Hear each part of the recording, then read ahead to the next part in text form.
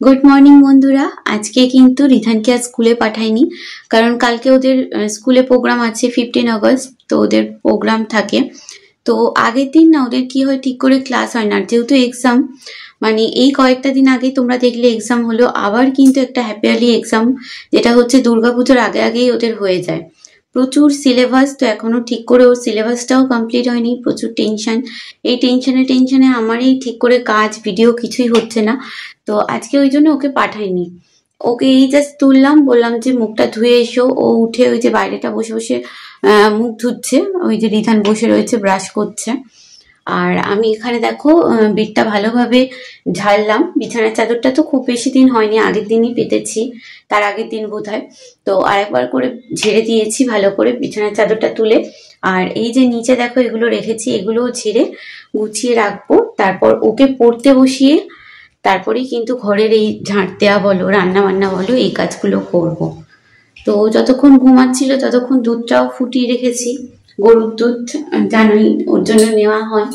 এই যে কমপ্লান করে দেবো, দুধটা একটু ঠান্ডা হোক, ওই জন্যই কিন্তু চাপা দিয়ে রেখেছি এইভাবে। একটু ঠান্ডা হয়ে গেলে ওকে কমপ্লান করে দেবো। ওঠো তাড়াতাড়ি, ব্রাশ করো তাড়াতাড়ি তাড়াতাড়ি, দেরি করো না, আর অনেকটাই দেরি হয়ে যাবে দেরি করলে। তো চলো এই কাজগুলো করে নিই। আর আজকে অনেক জামা কাপড় রয়েছে, কিন্তু বাইরে বৃষ্টি হচ্ছে, জামা কাপড়গুলো বোধহয় ওই স্ট্যান্ডটাতেই দিতে হবে। আবার যখন রোদ উঠবে বলে মনে হয় না, কারণ জন্মাষ্টমীর আগে আগে প্রচুর বৃষ্টি হয়। তো চলো এই কাজগুলো করে নিই আবার তোমাদের সঙ্গে কথা বলছি।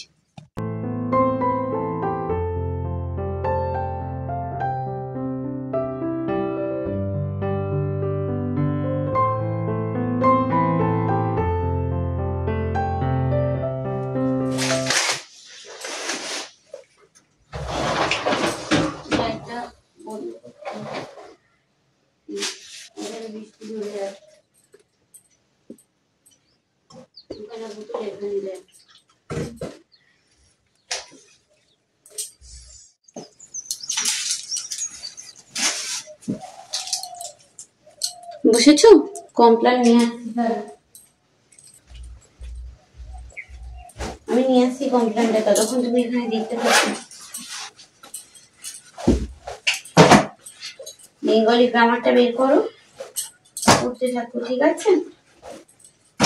না, বেঙ্গলি গ্রামারটা পড়তে হবে, বেঙ্গলি টেক্সটটা নিয়ে দিয়েছে। দেখি কথাটা আছে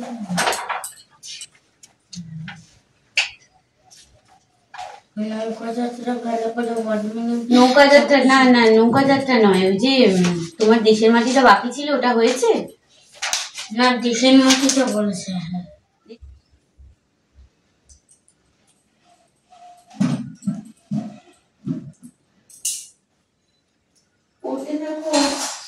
সকালে করে কিন্তু রিধান কমপ্লান খায় না, বিকেলবেলা করেই কমপ্লানটা খায়। তো যেহেতু ও স্কুলে যায়নি, বাড়িতে রয়েছে বলেই কমপ্লানটা করে দিচ্ছি। আর এদিকে দেখো বনভিটাটা কিন্তু এই পাউচগুলো এনেছিল, তো সেই পাউচগুলোই আমি কেটে এক প্যাকেট দিয়ে দিলাম। আর এখানে দেখো অনেকটা পরিমাণে কিন্তু সর হয়েছে, যেহেতু গরুর দুধটা কিন্তু বেশ খাঁটি হয়। তো দেখো ভালো করে মিশিয়ে রিধানকে দিতে চলে যাচ্ছি। এই কয়েকটা দিন ধরে না ঠিকঠাক টাইম মতন তোমাদের সঙ্গে ভিডিও পোস্ট করতে পারিনি। এত টেনশন, এত চিন্তা হচ্ছিল যে কি বলবো। যেহেতু এখন মা হয়েছি, তো এখন বেশ বুঝতে পারছি যে বাচ্চার পরীক্ষা বা এই যে সিলেবাস কমপ্লিট না হলে মাথায় যে কি চাপ থাকে যে কি বলবো। তো দেখো আজকে এক তরকারি ভাত করব, তার জন্য ডিম সিদ্ধ এখানে বসিয়ে দিয়েছি। শুভ দুপুর বন্ধুরা, খাওয়া দাওয়া হয়ে গিয়েছে। তো রান্নাঘরটা মোটামুটি গোছানো আছে, করার মধ্যে তরকারিটা আরেকবার গরম করে নিলাম, যেহেতু সকালবেলা হয়েছিল, রিধানকে নিয়ে পড়তে বসেছিলাম। আর একটু ফল ছাড়িয়েছি, নাশপাতি এনেছিল, তো সেটাই ছাড়িয়েছি আর কি খাবো করে। আর আজকে তো ডিম তরকারি করেছিলাম, ডিমের তরকারিটা গরম করলাম এইমাত্র, এই দেখো। কেটেই ঝোল করেছি, কেটে করলে না একটু বেশি খেতে ভালো লাগে, কারণ নর্মাল ডিমের তরকারি আর কেউ খেতে চায় না, কেটে ঝোল করলে ঝোলটা খুব টেস্টি হয় আর ওটাই সবাই খেতে চায়। তো বাসনগুলো এখনো পরিষ্কার করিনি, এই সবে ফলটা ছাড়ালাম। দেখো আজকে অনেকটাই কাজ হয়েছে, ওদিকে জামা কাপড়গুলো কিন্তু আজকে আর কাচতে পারিনি, তার কারণ সারাদিন আকাশ জুড়ে মেঘ, টিপটিপ করে বৃষ্টি পড়ছিল, যেহেতু জন্মাষ্টমী চলে এসছে। তো এই দুপুরবেলা খাওয়া দাওয়া হলো, আজকে ডিমের তরকারি করেছিলাম। আর নাশপাতি ছাড়িয়ে নিয়েছি। রিধান তো ফল খায় না, ও কিন্তু রেডি হয়ে রয়েছে। আর আমি একটা চুড়িদার পরবো ফল টল খাওয়ার পর, যাব হচ্ছে বাবাদের ওখানে, কারণ তাল এনেছি আগের দিন, তো সেই তালটারই আর কি তালের বড়া হবে, ওই জন্যই আর কি যাওয়া হবে। দেখিয়ে দাও মা। তালগুলো দেখাবো? রিধান বলছে তালগুলো দেখিয়ে দাও। তালগুলো তোমাদের দেখাচ্ছি। এই দেখো তাল, ওই যে তোল, হাতে করে তোল, দেখতে পাবে। এই দেখো তাল, প্লাস্টিকের মধ্যে রয়েছে দুখানা তাল। রেখে দাও ওখানটা, গন্ধটা খুব সুন্দর বের। হ্যাঁ, তালে খুব সুন্দর গন্ধ বেরোচ্ছে, পেকে গিয়েছে একদম তালটা, পাকা তালের গন্ধই আলাদা। তো সেই তালগুলো তালের বড়ার মতন অনেক সুন্দর গন্ধ। শুনেছো? তোমাকে দেখা যাচ্ছে না। তো চলো, রিধান তো রেডি হয়ে গিয়েছে, আমি ঝটপট ফলগুলো খেয়ে নিই, খেয়ে নিয়ে চলে যাবো হচ্ছে বাবাদের ওখানে। কি হচ্ছে? I am seeing you. কি হচ্ছে? তো চলো, খেয়ে ওখানে তালের বড়া করবো যখন, আবার তোমাদের সঙ্গে কথা হচ্ছে। জামা কাপড় আজকে আর কাচিনি, আগের দিনের জামা কাপড়গুলোই ভিজে রয়েছে, দেখা যাচ্ছে না তোকে, ভালো করে সরে আয়। তো আগের দিনের জামা কাপড়গুলো ভিজে রয়েছে, সেগুলোও কিন্তু মেলতে পারিনি, স্ট্যান্ডেও দিতে পারিনি। আমি ভাবলাম থাক, একেবারে কালকে অনেক করে জামা কাপড় ধুয়ে দেবো। আজকে রিধানকে পড়াতে অনেকটা সময় চলে গেছে, তাও আবার একটা সাবজেক্ট, তাই না? তাও আবার পুরো হয়নি, তাড়াতাড়ি করে এত সিলেবাস দিয়েছে। পরীক্ষা কয়েকদিন আগেই দেখলে পরীক্ষা হলো, আবার ফের পরীক্ষা পরীক্ষা পরীক্ষা করে পুরো একদম মাথা খারাপ হয়ে যাচ্ছে। তো চলো, খেয়ে রেডি হয়ে তোমাদের সঙ্গে আবার কথা হচ্ছে, মানে দেখা হচ্ছে ওই বাড়িতে। দেখো বন্ধুরা, চলে এসেছি কিন্তু মাদের এখানে, আর এসে কিন্তু একটু বসিনি, সঙ্গে সঙ্গেই কিন্তু তোড়জোড় শুরু করে দিয়েছিলাম, কারণ এই জিনিসটা কিন্তু করতে অনেকটাই সময় লাগে। তো দেখো, মা এই নারকেল মালাটা কিন্তু ফাটিয়ে দিয়েছিল, আর তারপর কিন্তু আমি এই বটিতে কুড়ে নিচ্ছিলাম ভালো করে, কুড়ুনি যে বটিগুলো থাকে আর কি। তো এটা আমাদের ঠাকুরের বটি, তো এটার মধ্যে আমি দেখো কুড়ে নিচ্ছি ভালো করে। মা একটা হাত কুড়ুনিও দিয়েছিল, কিন্তু আমি না ওগুলোতে পারি না, হাতের মধ্যে প্রচুর প্রেসার পড়ে, তো যার জন্য এইভাবেই আমার সুবিধা বলে মনে হয়। আর তারপর দেখো, মা এখানে তালটাকে ভালোভাবে ছাড়িয়ে নিচ্ছে, আর এখানে দেখো দুখানা তাল নিয়ে এসেছিলাম আমি, তো একটা তাল দিয়েই কিন্তু হয়ে গিয়েছিল। মা বললো একটা তালেই হয়ে যাবে। তিনটে আটি, ওই যে দেখতে পাচ্ছ ওখানে দুটো, আর মা একটা ছিনে নিচ্ছে। তো এই তাল ছানাটা কিন্তু বেশ ধৈর্যের ব্যাপার। তো মা বললো যে তুই ওদিকে কিছুটা কাজ এগিয়ে রাখ, নারকেলটা কুড়ে, আমি এখানে তালটা ছিনে নিচ্ছি, তুই পারবি না। তো দেখো, মা তালটা ভালোভাবে ছিনে নিয়ে এখানে দেখো গায়ে যেগুলো লেগেছিল, তো সেগুলো ভালোভাবে গা থেকে ছাড়িয়ে নিচ্ছিল।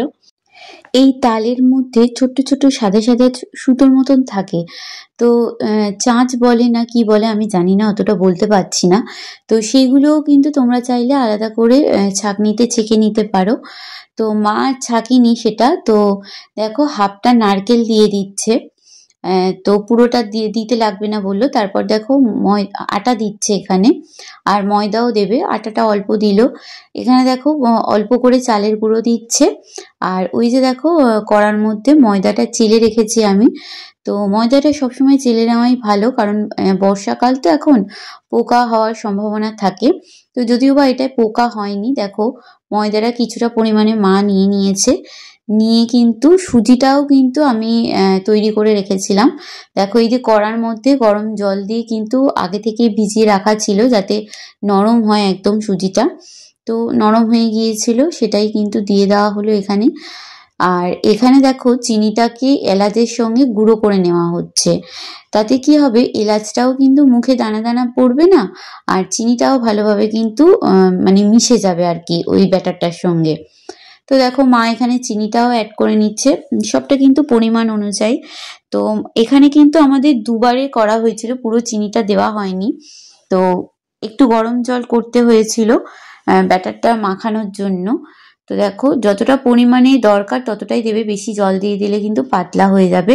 খুব ভালোভাবে কিন্তু এটা মাখাতে হবে, মাখানোটা কিন্তু ভালো হয়েছে কিনা এটাতেই বোঝা যাবে। তেলের মধ্যে দেখো এরকম বড়ির মতন ভাবে, যেরকম ভাবে বড়ি দেয় সেইভাবে ছাড়তে হবে, আর ছাড়লে কিন্তু সঙ্গে সঙ্গে ভেসে উঠছে দেখো।